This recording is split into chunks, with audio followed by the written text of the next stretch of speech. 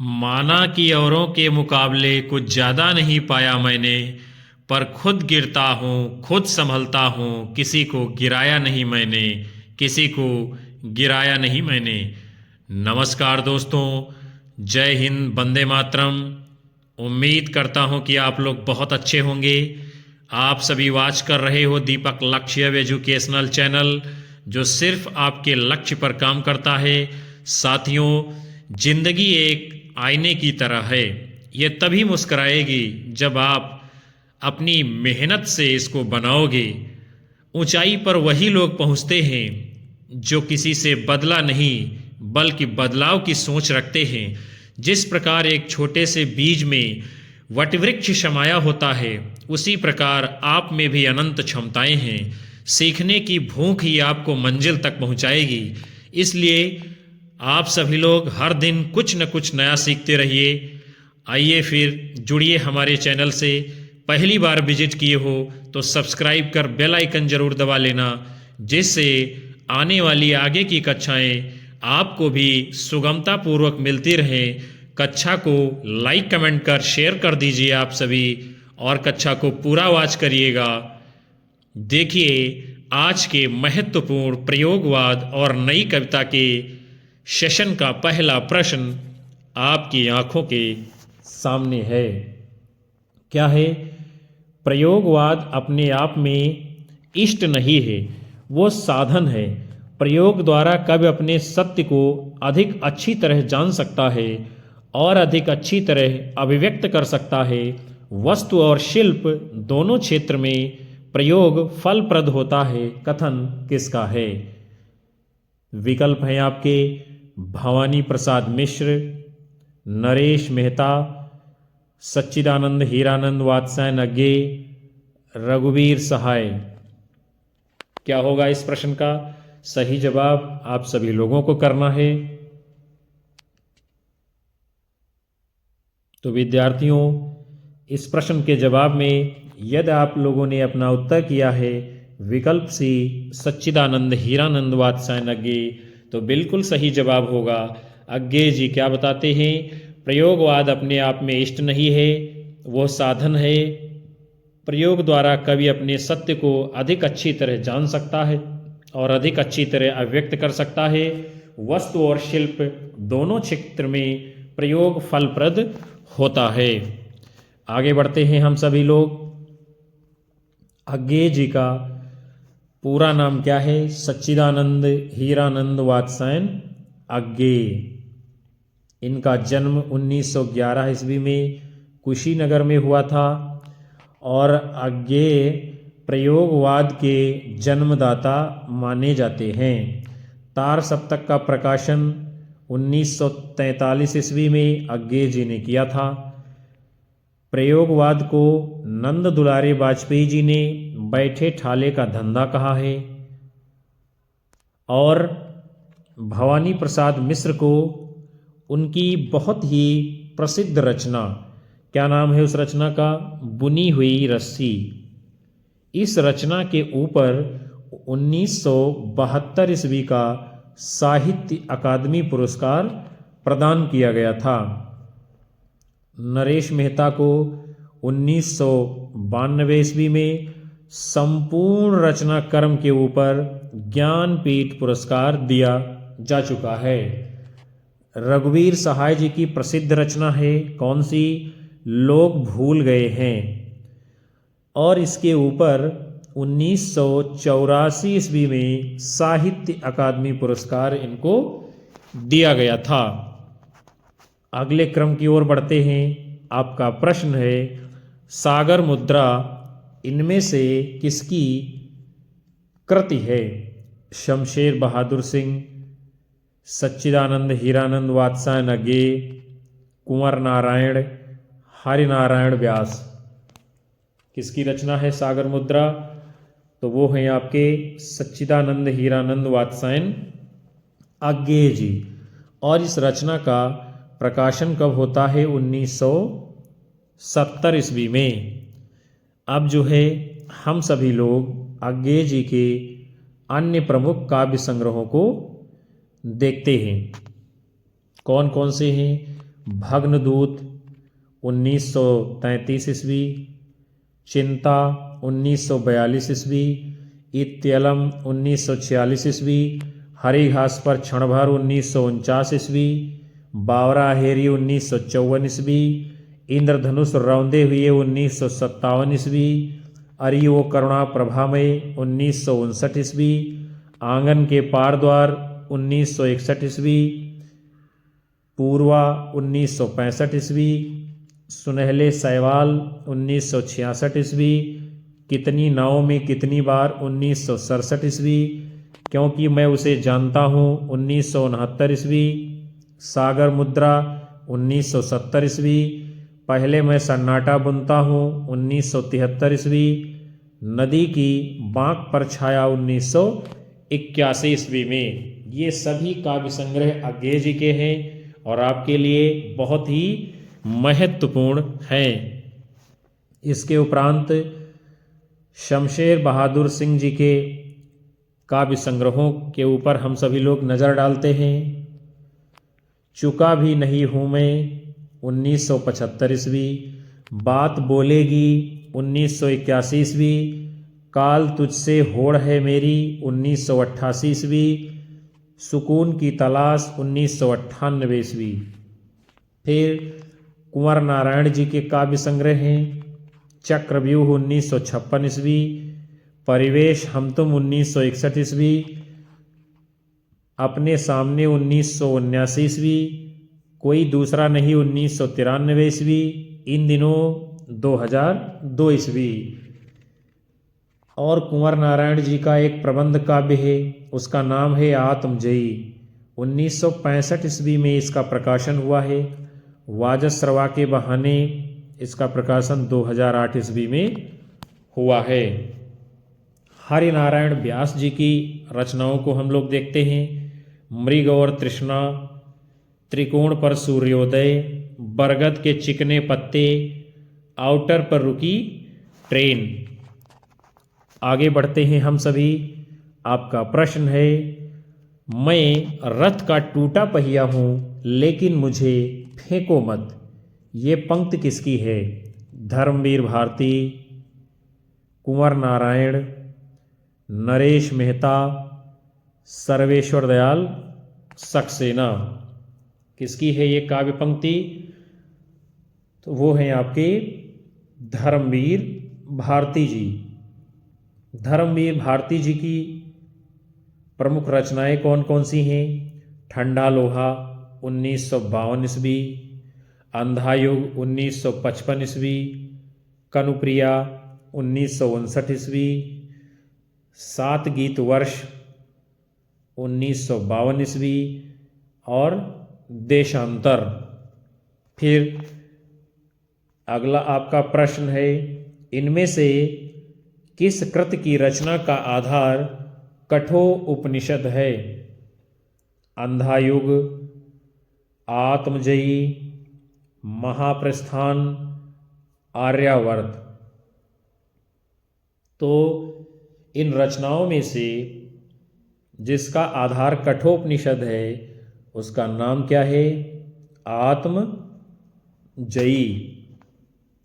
और आत्मजयी ये रचना विद्यार्थियों है किसकी? तो वो हैं आपके कुंवर नारायण जी। धर्मवीर भारती की कृति जो अंधा युग है, इसका संबंध महाभारत के अवसान यानी कि अंतिम दिन का चित्रण किया गया है।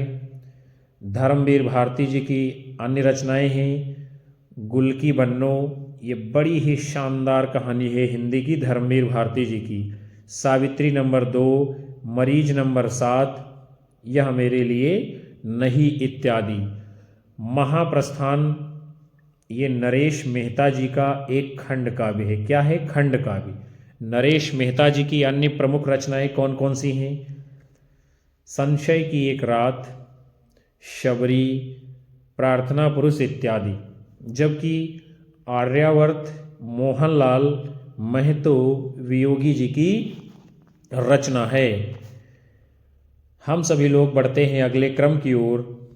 आपका प्रश्न है, इनमें से किस कृत की रचना का आधार कठोर उपनिषद है? अंधायुग, आत्मजयी, महाप्रस्थान, आर्यावर्त। तो जिस रचना का आधार कठोपनिषद से लिया गया है उसका नाम क्या है? आत्मजयी।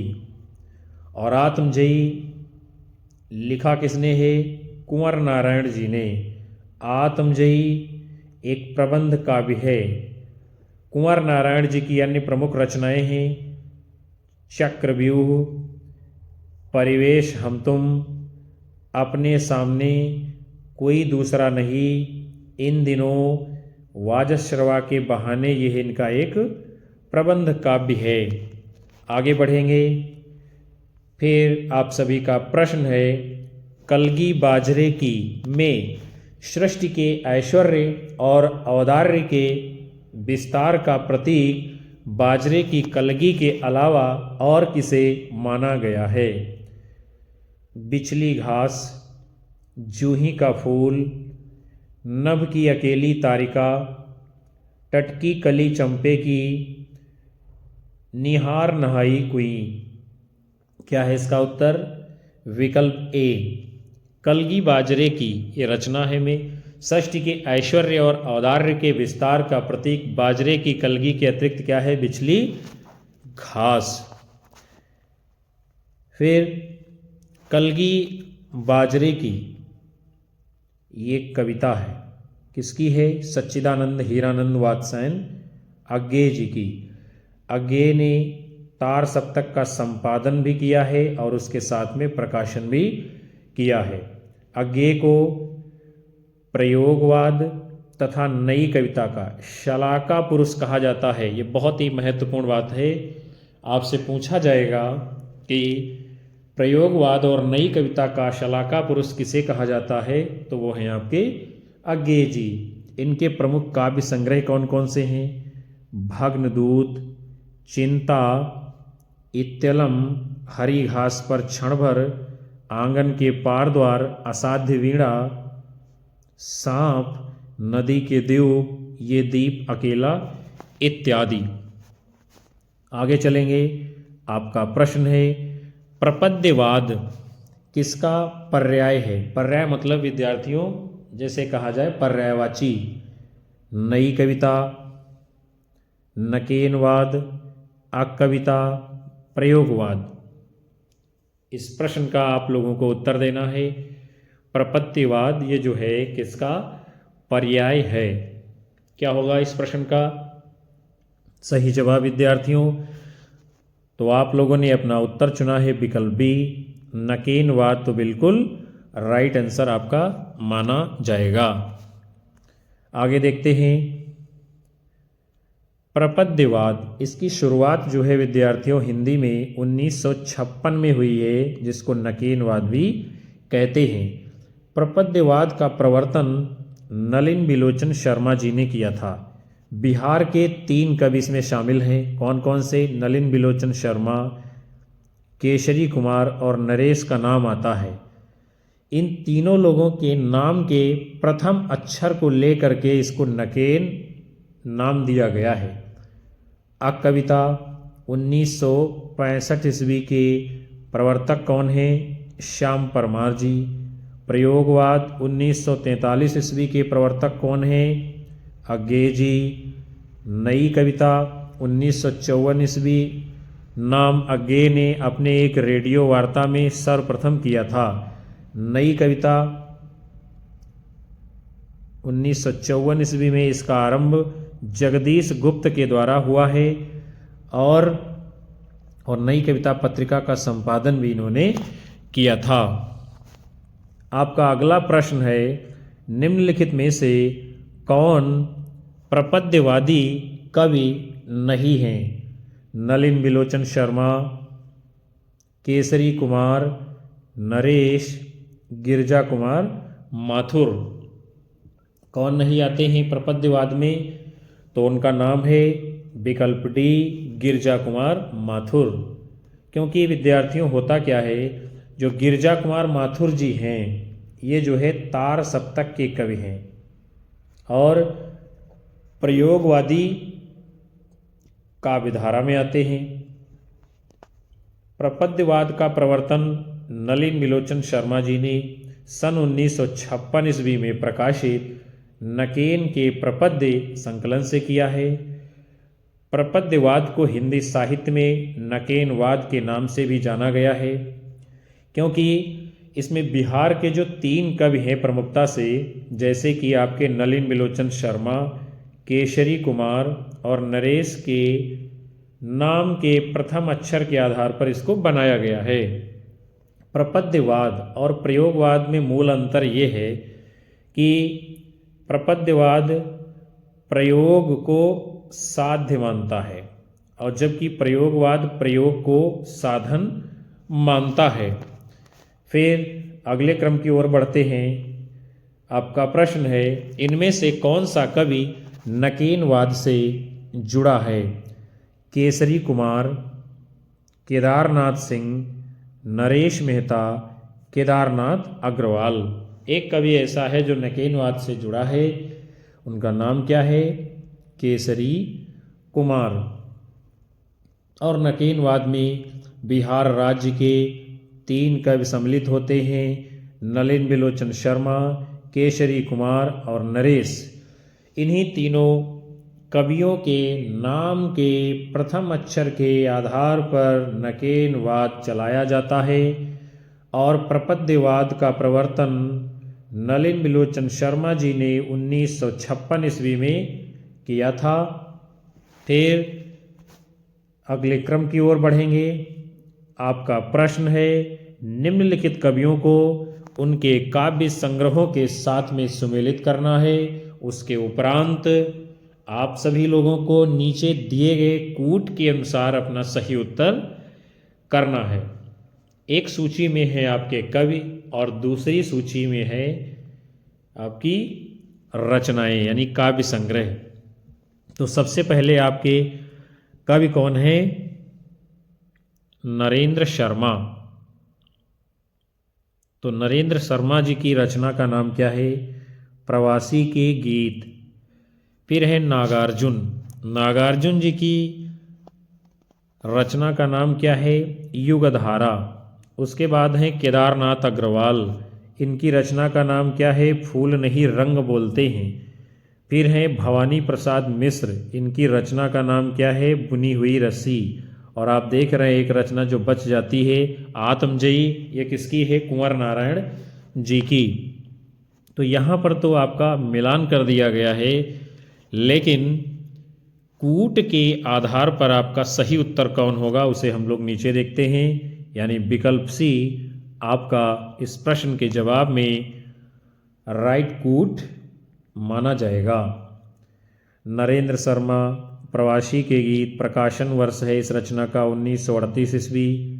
नागार्जुन, युगधारा, प्रकाशन वर्ष है इसका 1953 ईस्वी। आगे देखते हैं। फिर है फूल नहीं रंग बोलते हैं, किसकी रचना है? केदारनाथ अग्रवाल की, प्रकाशन है 1965 ईस्वी में। बुनी हुई रस्सी किसकी है? भवानी प्रसाद मिश्र जी की, प्रकाशन है 1971 ईस्वी में। आत्मजयी कुंवर नारायण की है, इसका प्रकाशन है 1965 ईस्वी में। आगे बढ़ेंगे अगले क्रम में।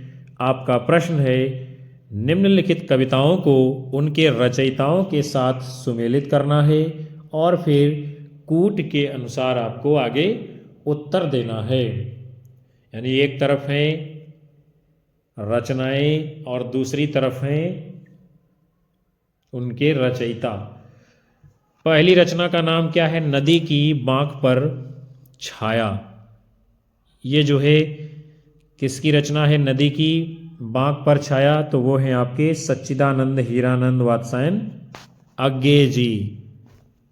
फिर दूसरी रचना है आज नदी बिल्कुल उदास थी, ये किसकी है? केदारनाथ अग्रवाल की। फिर है ठंडा लोहा, किसकी है ये? धर्मवीर भारती जी की।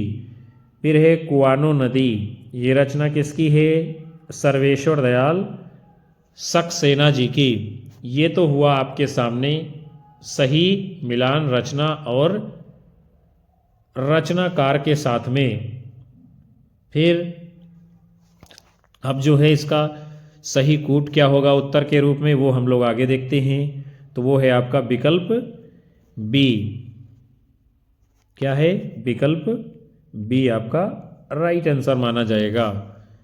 फिर आपका अगला प्रश्न है, जिस तरह हम बोलते हैं उस तरह तू लिख। जिस तरह हम बोलते हैं उस तरह तू लिख, और उसके बाद भी और उसके बाद भी हमसे बड़ा तू दिख। जिस तरह हम बोलते हैं उस तरह तू लिख। जिस तरह हम बोलते हैं उस तरह तू लिख। उपर्युक्त पंक्तियों के रचनाकार हैं सुदामा पांडे धूमिल, केदारनाथ सिंह, गिरजा कुमार माथुर, भवानी प्रसाद मिश्र। किसकी हैं ये काव्य पंक्तियाँ? तो वो हैं आपके भवानी प्रसाद मिश्र जी। भवानी प्रसाद मिश्र जी को सहजता का कवि कहा जाता है। इनके द्वारा रचे गए काव्य संग्रह हैं गीत फरोश, बड़ी ही शानदार कविता है इनकी। चकित है दुख, गांधी पंचशती, बुनी हुई रस्सी, खुशबू के शिलालेख, परिवर्तन जिए, त्रिकाल संध्या इत्यादि। फिर अगले क्रम की ओर चलेंगे। आपका प्रश्न है, प्रयोगवाद हिंदी में बैठे ठाले का धंधा बनकर आया था। प्रयोक्ताओं के पास न तो काव्य संबंधी कोई कौशल था और न किसी प्रकार की कथनीय वस्तु थी। ये कथन किसका है? डॉक्टर नंद दुलारे Vajpayee, doctor Nagendra, doctor Ramvilas Sharma, doctor Jagdish गुप्त। किसका है ये कथन? बहुत ही शानदार है और बार बार ये परीक्षाओं में पूछा जाता है। तो वो हैं आपके डॉक्टर नंद दुलारे वाजपेयी जी। क्या कहते हैं? प्रयोगवाद हिंदी में बैठे ठाले का धंधा बनकर आया था। प्रयोक्ताओं के पास न तो काव्य संबंधी कोई कौशल था न किसी प्रकार की कथनीय वस्तु थी।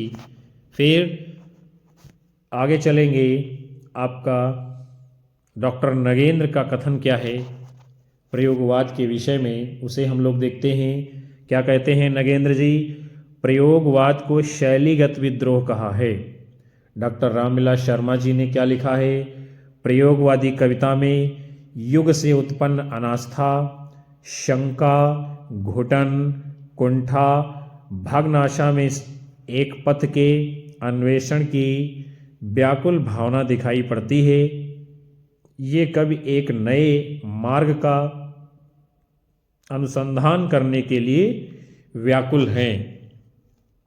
फिर आपका अगला प्रश्न है, शुद्ध कला के पारखी कहते हैं उस पार की। पंक्ति के रचयिता कौन हैं?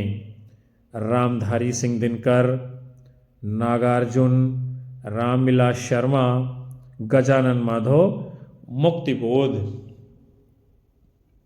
किसने लिखा है? तो वो हैं आपके रामविलास शर्मा जी। क्या कहते हैं? शुद्ध कला के पारखी कहते हैं उस पार की। फिर ये जो पंक्ति है उनकी कविता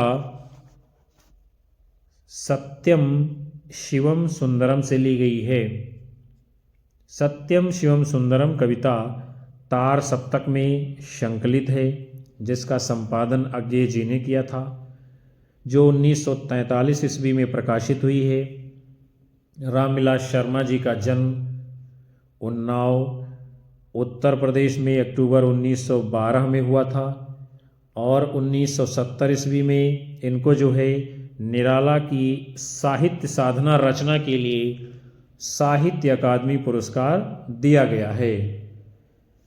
4 दिन 1936 ईस्वी में इनका उपन्यास प्रकाशित हुआ। पाप के पुजारी 1936 ईस्वी में इनका नाटक प्रकाशित होता है। फिर आगे देखते हैं, आपका अगला प्रश्न है, निम्नलिखित में से रचना और रचनाकारों के असंगत युग्म का चयन करना है। हे मेरी तुम, ये रचना किसकी है? केदारनाथ अग्रवाल जी की, यानी ये सही है। फूल नाम है एक, ये रचना त्रिलोचन शास्त्री जी की है, सही है। नीली रेखा तक भवानी प्रसाद मिश्र जी की रचना है, बिल्कुल सही है। जो युग्म असंगत है वो है आपका विकल्प डी, लोग भूल गए हैं, शमशेर बहादुर सिंह। ये रचना जो है लोग भूल गए हैं, शमशेर बहादुर सिंह की नहीं है विद्यार्थियों। ये रचना है आपके रघुवीर सहाय जी की। किसकी है? रघुवीर सहाय जी की। और यह एक जो है कविता संग्रह है, जिसके लिए इनको 1984 ईस्वी में साहित्य अकादमी पुरस्कार से सम्मानित किया गया था। अगले क्रम की ओर बढ़ते हैं। आपका प्रश्न है, निम्नलिखित काव्य ग्रंथों का सही अनुक्रम क्या होगा? यानी प्रकाशन वर्ष के अनुसार पूछा जा रहा है, सही क्रम क्या होगा? उदिता, चांद का मुंह टेढ़ा है, चिंता, संसद से सड़क तक। विकल्प हैं आपके 4 2 1 3, 1 2 3 4, 2 3 1 4, 3 2 4 1। क्या है सही अनुक्रम विद्यार्थियों? तो वो है आपका 3 2 4 1, यानी विकल्प डी सही उत्तर है। इन रचनाओं का प्रकाशन कब हुआ है? हम लोग देखते हैं। चिंता 1924 ईस्वी, किसकी है? अज्ञेय जी की रचना। चांद का मुंह टेढ़ा है, प्रकाशन है 1964 ईस्वी में, किसकी है? गजानन माधव मुक्तिबोध जी की। संसद से सड़क तक 1972 ईस्वी में प्रकाशित रचना है, लिखा किसने है? सुदामा पांडे धूमिल जी ने। उदिता प्रकाशन वर्ष है 1980 ईस्वी, किसने लिखा है? शमशेर बहादुर सिंह जी ने। फिर आपका प्रश्न है, इधर वह कविता मेरा पिंड नहीं छोड़ रही थी, उधर वो कविता भाव आवेशपूर्ण होती तो एक बार उसकी आवेशात्मक अभिव्यक्ति हो जाने पर मेरी छुट्टी हो जाती। यह उदाहरण निम्नलिखित में से किससे लिया गया है? आगे देखते हैं हम विकल्पों को। डबरे पर सूरज का बिंब, तीसरा क्षण, हाशिए पर कुछ नोट्स, एक लंबी कविता का अंत। क्या है सही उत्तर? वो है आपका विकल्प डी, यानी इधर वो कविता मेरी छुट्टी हो जाती। ये उदाहरण जो है मुक्तिबोध जी के द्वारा रचित एक लंबी कविता का अंत से लिया गया है। कहाँ से लिया गया है? एक लंबी कविता का अंत। मुक्तिबोध की प्रमुख कविताएं हैं अंधेरे में, ब्रह्म राक्षस, अंतःकरण का आयतन, भूल गलती इत्यादि। अंधेरे में का पहला जो प्रकाशन है वो कल्पना पत्रिका में 1964 ईस्वी में आशंका के दीप अंधेरे में नाम से किया गया था। फिर अगले क्रम में आपका प्रश्न है, असाध्य वीणा अज्ञेय के किस कविता संग्रह में संकलित है? यानी असाध्य वीणा क्या है? ये कविता है। बावरा हेरी, इंद्रधनुष रौंदे हुए, अरियो करुणा प्रभामय, आंगन के पार द्वार। तो सच्चिदानंद हीरानंद वात्स्यायन अज्ञेय जी की जो रचना है असाध्य वीणा, वो उनके कविता संग्रह आंगन के पार द्वार में संकलित है। और आंगन के पार द्वार रचना का प्रकाशन 1961 ईस्वी में हुआ था।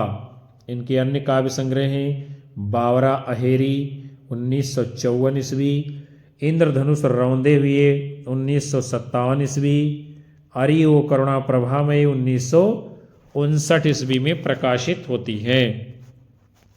अगले क्रम की ओर चलेंगे।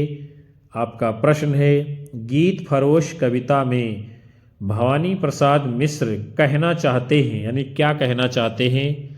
ये प्रश्न थोड़ा सा विस्तृत है, तो पहले हम इन बातों को देखते हैं कौन कौन सी इनमें से बात सही है। भवानी प्रसाद मिश्र जी की कविता गीत फरोश के विषय में बहुत ही शानदार और बहुत ही चर्चित, प्रसिद्ध और महत्वपूर्ण ये इनकी कविता है गीत फरोश। तो चलिए देखते हैं कौन कौन सी बातें सही हैं इस कविता के विषय में। क्या है पहली बात, व्यावसायिकता के कारण आज का कवि अपने गीत बेचने के लिए मजबूर है। तो ये बात बिल्कुल सही है। क्यों सही है? चूँकि जो आपके भवानी प्रसाद मिश्र जी हैं उसमें लिखते हैं, जी हाँ हुजूर मैं गीत बेचता हूँ, तरह तरह के गीत बेचता हूँ। तो ये बात तो सत्य है। फिर दूसरी बात क्या है, आज का कवि ग्राहक की मर्जी के अनुसार गीत लिखने के लिए अभिशप्त है। यानी क्या है, ये भी बात सही है इस कविता के विषय में। फिर है, कवि केवल खुशी के गीत लिखता है ना, ये बात गलत है। कवि जो है बेदर्दी के गीत लिखता है, खुशी के लिखता है, गम के लिखता है, उधारी के लिखता है, नकदी के गीत लिखता है, फिल्मी लिखता है, जैसे चाहो वैसे गीत जो है कवि इस कविता में लिखता है। फिर है, कवि शौक से गीत लिखता और बेचता है। नहीं, कवि का ये कोई शौक नहीं है। अगर आपके पास कोई मजबूरी ना हो तो जो है क्या है, आप ऐसा काम नहीं करेंगे।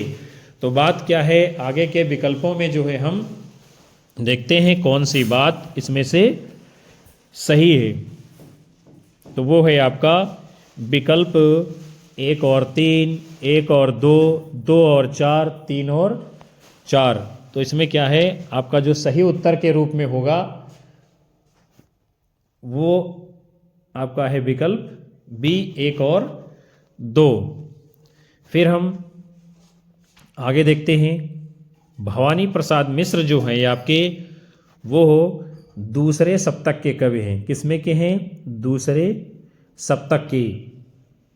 और दूसरे सप्तक का प्रकाशन कब हुआ है? 1951 ईस्वी में। इनके प्रमुख काव्य संग्रह हैं परिवर्तन जिए 1976 ईस्वी, चकित है दुख 1968 ईस्वी, इदन्न मम 1977 ईस्वी, अंधेरी कविताएं 1968 ईस्वी, त्रिकाल संध्या 1978 ईस्वी, गांधी पंचसती 1969 ईस्वी, बुनी हुई रस्सी 1971 ईस्वी। फिर अगले क्रम की ओर बढ़ेंगे। आपका प्रश्न है, बाघ नामक प्रसिद्ध कविता किसने लिखी है? किसने लिखी है हम लोग देखते हैं। बाबा नागार्जुन, मुंशी प्रेमचंद, केदारनाथ सिंह, भगवती चरण वर्मा। तो किसकी है ये बाघ नामक प्रसिद्ध कविता? वो है आपके केदारनाथ सिंह। और केदारनाथ सिंह ये तीसरे सप्तक के कवि हैं। तीसरे सप्तक का प्रकाशन कब हुआ है? 1959 ईस्वी में। और इनके कुछ अन्य महत्वपूर्ण काव्य संग्रह हैं, अभी बिल्कुल अभी, जमीन पक रही है, यहाँ से देखो, अकाल में सारस। नागार्जुन जी आपके ये प्रगतिशील यानी प्रगतिवादी धारा के कवि हैं। इनका मूल नाम था वैद्यनाथ मिश्र और यात्री उपनाम से ये संस्कृत में तथा मैथिली में कविताएं लिखते थे। कौन? बाबा नागार्जुन यानी कि वैद्यनाथ मिश्र। फिर अगले क्रम की ओर चलेंगे। आपका प्रश्न है, चकमक की चिंगारियाँ किस रचनाकार की कविता है? गजानन माधव मुक्तिबोध, केदारनाथ अग्रवाल, श्रीकांत वर्मा, भवानी प्रसाद मिश्र। चकमक की चिंगारियाँ आपको बताना है कि ये किसकी रचना है। तो वो है आपके गजानन माधव मुक्तिबोध जी। और ये जो रचना है ये चांद का मुंह टेढ़ा है काव्य संग्रह में संग्रहित है, यानी कि संकलित है। इनकी जो है प्रमुख काव्य कृतियाँ कौन कौन सी हैं उसे भी हम लोग देख लेते हैं। चांद का मुंह टेढ़ा है 1964 ईस्वी, भूरी भूरी खाक धूल 1980 ईस्वी। और इनकी जो चर्चित कविताएं हैं अंधेरे में, ब्रह्म राक्षस, अंतःकरण का आयतन, भूल गलती इत्यादि। रामस्वरूप चतुर्वेदी जी ने लिखा है कि मुक्तिबोध का काव्य संकलन चांद का मुंह टेढ़ा है एक बड़े कलाकार की स्केच बुक लगता है। क्या लगता है? बड़े कलाकार की स्केच बुक। अगले क्रम में आपका प्रश्न है, पश्चिम का अंधा अनुकरण करने की कोई जरूरत नहीं है, पर पश्चिम के विरोध के नाम पर मध्यकाल में तिरस्कृत मूल्यों को भी अपनाने की जरूरत नहीं है, किसके द्वारा कहा गया वाक्य है? श्रीधर पाठक, शंभुनाथ सिंह, गिरजा कुमार माथुर, धर्मवीर भारती। ये बहुत ही महत्वपूर्ण कथन किसका है? आपके धर्मवीर भारती जी का। क्या कहते हैं? पश्चिम का अंधा अनुकरण करने की कोई जरूरत नहीं है, पर पश्चिम के विरोध के नाम पर मध्यकाल में तिरस्कृत मूल्यों को भी अपनाने की जरूरत नहीं है। फिर आगे देखते हैं, अंधा युग गीत नाट्य किसका है? ये भी जो है आपके धर्मवीर भारती जी का, और इसका प्रकाशन 1955 ईस्वी में हुआ था। स्वातंत्र्योत्तर भारत में आई मूल्यहीनता के प्रति चिंता, उनका बल पूर्व और पश्चिम के मूल्यों, जीवन शैली और मानसिकता के संतुलन पर है। आगे चलेंगे विद्यार्थियों, आपका प्रश्न है, सर्जना के क्षण किसकी कविता है? सच्चिदानंद हीरानंद वात्स्यायनज्ञे, भगवती चरण वर्मा, गजानन माधव मुक्तिबोध, रामधारी सिंह दिनकर। किसने लिखी है ये कविता सर्जना के क्षण? तो वो हैं आपके सच्चिदानंद हीरानंद वात्स्यायनज्ञे जी। और अज्ञे जी को प्रयोगवाद तथा नई कविता का शलाका पुरुष कहा जाता है। इनकी चर्चित कविताएं हैं असाध्य वीणा, कलगी बाजरे की, सांप, नदी के देव, हरी घास पर क्षण भर, शब्द और सत्य। आपका अगला प्रश्न है, संगीनों का साया किसका काव्य संग्रह है? राहुल सांकृत्यायन, प्रभाकर माचवे, अज्ञेय, यशपाल जी। संगीनों का साया ये काव्य संग्रह किसका है? तो वो है आपके प्रभाकर माचवे जी। और प्रभाकर माचवे का उपनाम क्या है? बलवंत। ये तार सप्तक के कवि हैं। तार सप्तक का प्रकाशन 1943 ईस्वी में हुआ है।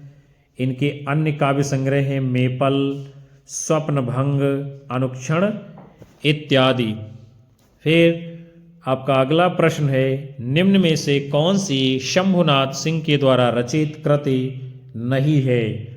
रूप रश्मि, देशांतर, तुम जानो या मैं जानूं, समय की शिला पर। कौन सी इनमें से रचना शंभुनाथ सिंह जी की नहीं है? तो उसका नाम क्या है विद्यार्थियों? विकल्प बी। और रूप रश्मि, तुम जानो या मैं जानूं, समय की शिला पर, ये सभी रचनाएं शंभुनाथ सिंह जी की हैं। आगे देखते हैं, जो देशांतर रचना है विद्यार्थियों, ये किसकी है? धर्मवीर भारती जी की। शंभुनाथ सिंह जी नवगीत परंपरा के प्रमुख नवगीतकार हैं।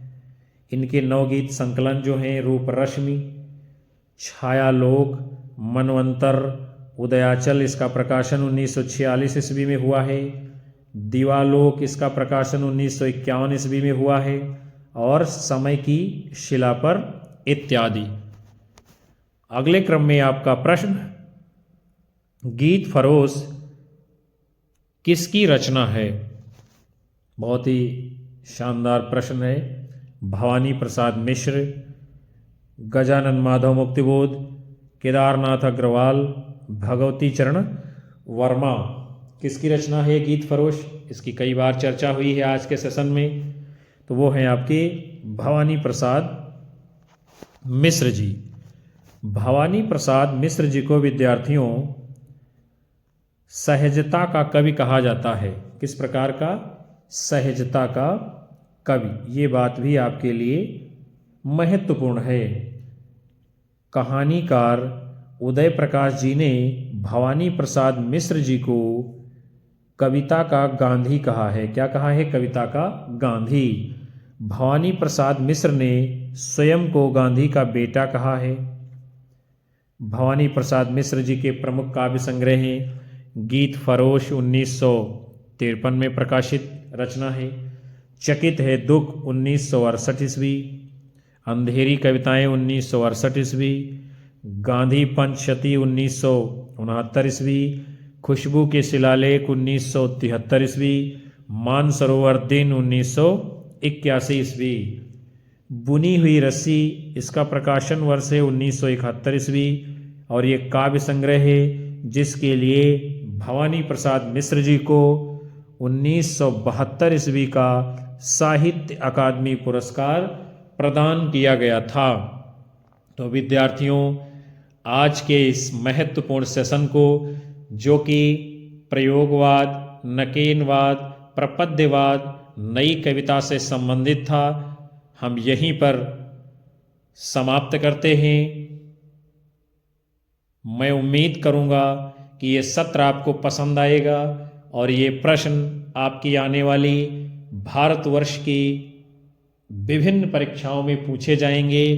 कक्षा को लाइक कीजिए, कमेंट कीजिए, अपने साथी मित्रों में शेयर करिए और अधिकतम लोगों को हमारे चैनल से जोड़ते रहिएगा और हम आपको बगैर रुके, बगैर थके, बगैर किसी रुकावट को लगातार कक्षाएं अनवरत रूप से अपने व्यस्ततम समय में से समय निकालकर दे रहे हैं।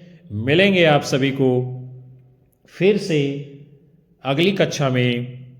तब तक के लिए नमस्कार, जय हिंद, वंदे मातरम, बाय बाय, शुभ रात्रि आप सभी को विद्यार्थियों।